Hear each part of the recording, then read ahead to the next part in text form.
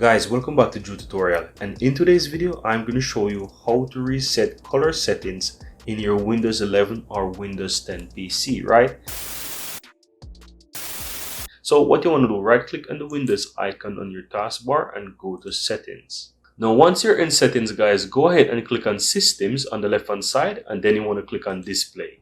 From here you want to scroll down to where it says advanced display, right under related settings here. Go ahead and click on advanced display, and if you have multiple monitors or multiple screens, you need to choose the appropriate display adapter settings. So as you can see, I have one display, so all I'm going to do is just click on this one.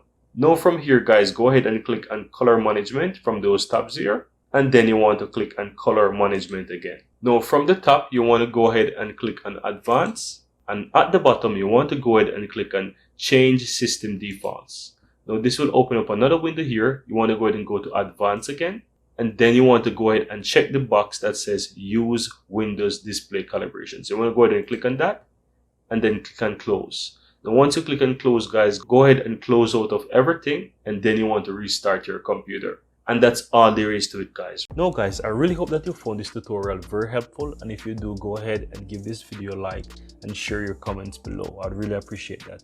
And if you're seeing the channel for the first time, welcome to Drew Tutorial. I'm Anjo, and I really appreciate if you hit the subscribe button below to help grow this community, and also so that you'll never miss out when I release another helpful tutorial just like this one. Thank you very much, and see you next time.